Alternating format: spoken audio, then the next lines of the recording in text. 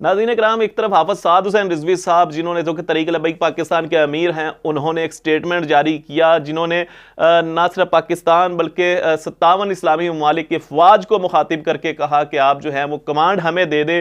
बिस्मिल्लाहिर्रहमानिर्रहीम, अस्सलाम वालेकुम नाज़रीन, मैं हूँ आपका मेज़बान मानुल्लाह कायम खानी। उम्मीद करता हूँ कि आप सब खैर वाफियत से होंगे। नाज़रीन इकराम, आज सुबह सुबह की ब्रेकिंग न्यूज़ आप सबके सामने शेयर करने जा रहा हूँ।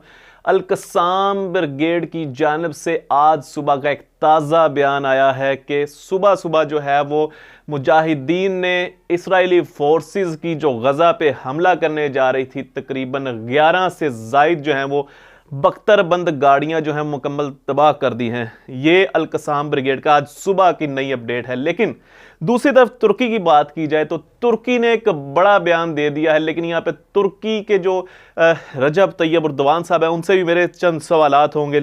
और साथ में इस वक्त अल शिफा हॉस्पिटल जो है वो इस वक्त जिंदों का कब्रस्तान बन चुका हुआ है। जिंदा लोगों का कब्रस्तान, इस वक्त क्या वहाँ पे मामला चल रहे हैं, इस वक्त मुसलमानों को किस तरह शहीद किया जा रहा है, वो भी आपको आगे चल के वीडियो में बताता हूँ। लेकिन सबसे पहले यहाँ पे जिक्र करेंगे तुर्की के रजब तैयब उर्दवान साहब ने जो बयान दिया है वो आपके सामने मैं इस वक्त पढ़ने जा रहा हूँ कि उन्होंने कहा कि इसराइल एक जो है वो दहशत गर्द रियासत है और जितने मर्जी एटम बम बना ले, इनके इंजाम का वक्त जो है वो करीब आन पहुंचा है। नाज़रीन इकराम, लेकिन इससे पहले आपको जो है वो मैं तुर्की के जो है वो और इसराइल के दरमियान जो रास्ता है वो बताता हूँ। इस वक्त ये तुर्की है और ये इसराइल है।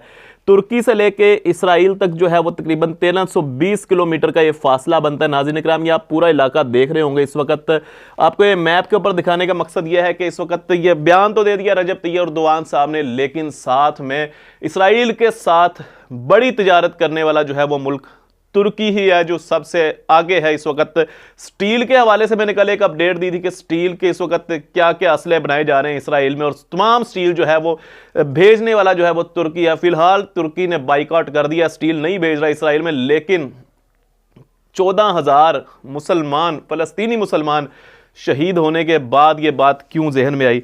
और दूसरी तरफ जो है वो तुर्की के जो रजब तैयब उर्दवान साहब ने हैं, देखिए सवाल तो बनता है ना, सवाल किसी से भी हो सकता है, कोई भी बंदा खता पे हो सकता है। देखिए डायरेक्टली ना से इनडायरेक्टली आप उनकी हेल्प तो कर रहे थे ना, चाहे वो इंपोर्ट एक्सपोर्ट के हवाले से थी या किसी भी मामले से। यहाँ पे तैयब उर्दवान साहब ने कहा है कि एक बड़ी स्टेटमेंट दिया हमास के हवाले से, कहा है कि जनाब हमास जो है वो एक सियासी जमात है जो कि अपनी इलेक्शंस में कामयाबी के बाद जो है बरसर इक़्तिदार पे आई है। ये रजब तैयब उर्दवान साहब ने एक बड़ी स्टेटमेंट दी है हमास के हवाले से। दूसरी जानब जो है बात करेंगे अल शिफा हॉस्पिटल की। नाज़रीन इकराम, अगर आप देख सकें तो इस वक्त ये अल शिफा हॉस्पिटल है जो इस वक्त जिंदों का जो है वो कब्रस्तान बना हुआ है। यहाँ पे आप देख सकते हैं तकरीबन पिछले 48 घंटे में अगर बात की जाए तो फलस्तीनी रिपोर्टर्स जो है उनके बकौल भी मैं आपको बता रहा हूं कि बुलडोजर चलाए गए और एक इसराइल का नया दावा सामने आ चुका है कि अल शिफा जो है हॉस्पिटल जो है वहां से हथियार बरामद हुए हैं। दूसरी जानब अगर बात की जाए अमरीकी बयानात की, बाइडन की, तो उन्होंने कहा जी कि अल शिफा अस्पताल के नीचे जो है वो हमास का हथियारों से लेस एक हेडक्वार्टर मिला है। अंदाज़ा लगा लें कि इसराइल और अमेरिका किस तरह मिलके जो है इस वक्त अल शिफा हॉस्पिटल का जो है मुहासबा किए हुए हैं। इसराइल जो कि गैर कानूनी तरीके से, जो कि बैनुल अक़वामी कवानीन की खिलाफ वर्जी है, जिस तरह हथियारों से लेस होकर इस वक्त अल शिफा हॉस्पिटल के मुहासरा किया हुआ है। ना अंदर कोई ईंधन जाने दे रहा है, ना पानी, ना गैस, ना खाने पीने की कुछ चीज़ें जाने दे रहे हैं। इस वक्त 32 के करीब जो लोग हैं वो इस वक्त जान की बाजी हार चुके हैं अल शिफा हॉस्पिटल में, सिर्फ इसलिए कि इसराइली फोर्सेज ने असले की जोर पर मुहासरा किया हुआ इस वक्त अल शिफा हॉस्पिटल। नाज़रीन इकराम, यहां पे मैं तारीख उठा के देखूं, अगर ये जो इन्होंने एक नया दावा किया है कि अल शिफा हॉस्पिटल जो है वो इस वक्त बंकर बना हुआ है, अल शिफा हॉस्पिटल जो है उसके अंडरग्राउंड जो है वो असलों का, हमास का जो हेडक्वार्टर असले से लेस बना हुआ है। यहां पे मैं तारीख अगर उठा के आपको दिखा सकूं, ये 1983 में नाज़रीन इकराम जब गजा इसराइल के ज़ेरे हुकूमत था, उस वक्त आप देख सकते हैं एक स्टेटमेंट जारी हुई थी जिसके अंदर इसराइल ने खुद जो है अल शिफा अस्पताल के नीचे एक बंकर बनाया था। खुद इसराइल ने अल शिफा हॉस्पिटल के नीचे बंकर बनाया था। उस वक्त किस मकसद के लिए बनाया था, मेरा सवाल यहां पे यह है, क्योंकि आज अगर वो दावा कर रहा है कि इस वक्त नीचे हेडक्वार्टर बनाया हुआ हमास ने असले से लेस अल शिफा हॉस्पिटल के नीचे, तो 1983 में क्यों दावा किया गया था कि इसराइल ने जो है वो अल शिफा हॉस्पिटल के नीचे बंकर बनाया था? उस वक्त जिस मकसद के लिए ये बंकर बनाया था, आहिस्ता आहिस्ता अल-शिफा क्या, गजा क्या, पूरे फ़लस्तीन पे कब्जा करने के जो इनकी प्लानिंग 100 साल पिछली है, वो मैं आप सबके सामने लेके हाजिर हुआ इस वक्त के 1983 से लेके अब तक जो उनकी प्लानिंग थी वो कामयाब होती नजर आ रही है। उस वक्त हेडक्वार्टर बना के आज फ़लस्तीनियों को दोष दिया जा रहा है, फ़लस्तीनियों के ऊपर इल्ज़ामात लगाए जा रहे हैं। ऊपर से अमेरिका भी जो है इस वक्त, बाइडन जो है वो खुल के हमायत कर रहा है इस वक्त इसराइल की। नाज़रीन, अगर हम बात करें, फोकस न्यूज़ के ये रिपोर्टर हैं, इन्होंने जो है एक स्टेटमेंट जारी किया, एक वीडियो बयान जारी किया कि 12 घंटे से ज़्यादा एक तवील ऑपरेशन चल रहा है इसराइली फोर्सेस का अल-शिफा अस्पताल में। इस वक्त जो है समझ लें कि 12 घंटे से ज़्यादा हो चुके हैं, बिल्डोज़र चलाए जा रहे हैं और खुदाई का काम चल रहा है, 12 घंटे से ज़्यादा हो चुके हैं। क्योंकि यहाँ पे इसराइल का एक दावा था, नाज़रीन कराम, इसराइल ने दावा किया था कि असले का जो है वो, जो मैं आपको मैंने बताया कि असले का जो है वो हेडक्वार्टर है अल-शिफा हॉस्पिटल के नीचे। लेकिन ये जो फोकस न्यूज़ के रिपोर्टर हैं, इन्होंने लाइव रिकॉर्डिंग भेजी है, लाइव न्यूज़ जो ब्रॉडकास्ट की, इन्होंने बताया कि अभी तक कोई ऐसा सुराग नहीं मिल सका।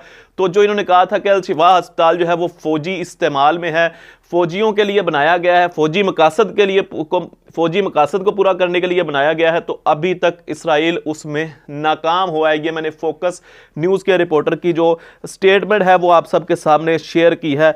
यहाँ पे आप स्क्रीन पे देख सकते हैं नाज़रीन कराम, अल-शिफा हॉस्पिटल में जो है इस वक्त जो यरगमाल बनाए गए फ़लस्तीनी है इसराइलियों के हाथों से, वो भी आपको स्क्रीन में दिखा रहा हूँ कि किस कदर जुल्म की इंतहा हो चुकी है। एक तरफ मुजाहिदीन फतह के झंडे खाड़ रहे हैं, दूसरी तरफ इसराइलियों की जो बदतरीन बैनुल अक़वामी कानून की खिलाफ वर्जियां हो रही हैं, वो आप सबके सामने रखने में मैं छोटा सा समझ लें कि एक किरदार अदा कर रहा हूँ। नाज़रीन कराम, इस वक्त आपको बताते जाऊँ कि किसी भी मुल्क में अगर देखें कोई शहीद होता है, कोई मरीज़ होता है, उसे एम्बुलेंसेज में ले जाया जाता है। डिजिटल दौर आ गया है, डिजिटल तरीके से बड़ी बड़ी एम्बुलेंसेज होती हैं, VVIP एम्बुलेंसेज होती हैं जिसके ज़रिए से ले जाया जाता है। लेकिन अगर आप देख सकें, इस वक्त गजा में आप देख रहे हैं इस वक्त घोड़ों और गधा गाड़ियों के ऊपर नाज़रीन कराम शहीदों को, बीमारों को, जो तमाम तरह इसराइली फोर्सेस के वजह से, उनके जुल्म की वजह से, देखिए ये जंग नहीं है, ये जुल्म हो रहा है। जुल्म हो रहा है। जंग वो होती है जो दोनों तरफों से बराबरी सतह पे होती है, ये जुल्म हो रहा है। मैं समझता हूं।